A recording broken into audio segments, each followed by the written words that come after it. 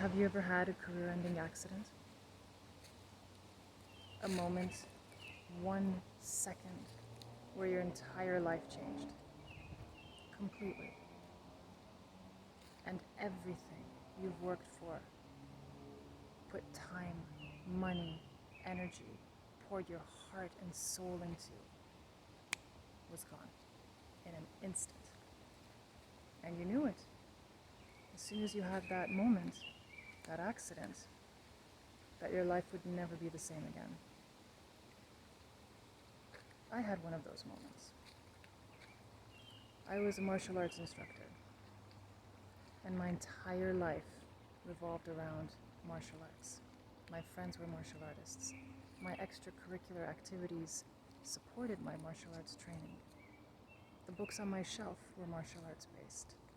The money that I made poured into training and studying and growing and learning and sharing the beautiful philosophy and training and growth that martial arts practices can afford a person.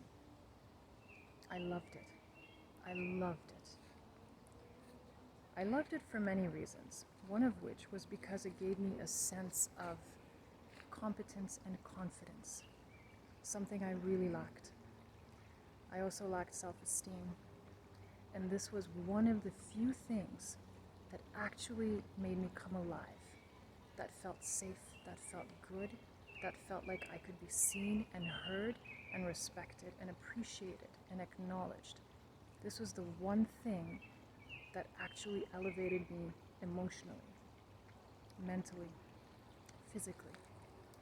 And I loved seeing the transformation in others as an instructor as well. It was soul satisfying. And so when I had a career-ending accident, it was also soul crushing.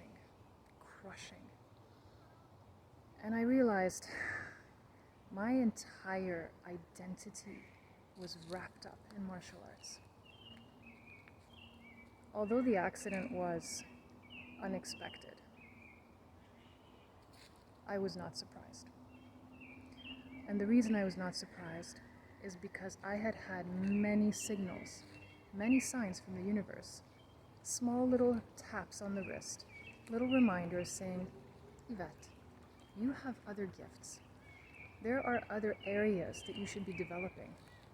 Yes, martial arts is fantastic for many reasons, but it's not everything that you should pour and dedicate your entire life into. And for people who do that, that's amazing. It's wonderful. And maybe that's exactly what they need to do. But I had other things to do as well in this life. And I was holding back. I was not following through. I was not allowing and developing other gifts. I was not sharing other parts of my soul that were important in this lifetime. And I knew it. I felt it. There were so many signs. And as many of you know, and especially if this resonates with you, you start getting tiny, gentle signs, reminders, encouragement from the universe, your higher self, whatever you want to call it. And they get bigger and bigger, and then they become slaps. And if you still don't listen, eventually you get pulled down to your knees, and you're completely immobilized, as I was in that moment, having broken my patella into many pieces. Ligament, tendon, torn muscle, almost lost my leg. Took me over a year to learn how to walk again. Extreme pain physically, but besides that, it was the mental anguish of losing everything I thought I was, of losing everything that I associated my worth to. And that's the key. I allowed my self-worth to be wrapped up in this image that I created of myself. So this accident was actually a blessing. It was a blessing because it freed me, forcefully and painfully. It freed me from being wrapped up in this one box, which, while amazing, there's nothing wrong with my life. In fact, I loved it. I loved what I did, and that made it even harder. When you have to rebuild yourself from scratch, your whole life, your identity, your self-worth, everything you thought you represented, that you were, that you radiated out into the world, you really have to dig deep and look at why, look at what else, and think about who you want to elevate yourself into, what you want to bring to the world. What else is in there that obviously is in there that you still need to dig down deep for, to bring out of yourself? I'm very grateful.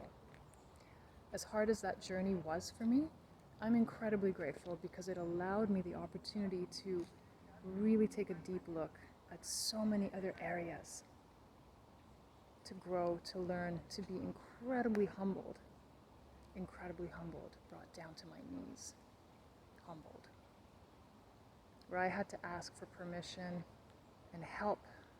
Not permission, but help. I needed to ask for help, and that was a hard lesson to learn. I was very proud. And that's the kind of strength that is brittle. True strength is when you're able to be soft as well as hard and strong. And that was a beautiful lesson there. When you're broken down enough, then you finally are open enough to see things, be things. When your cup is already full, there's no room for growth at that point. You have to let go of the cup, not just what's in it sometimes.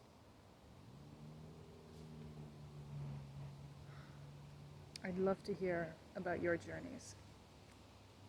If anyone here has had a career-ending accident or some part of their identity that really needed to be rebuilt again, how did you do it? What was that like for you? And where are you now?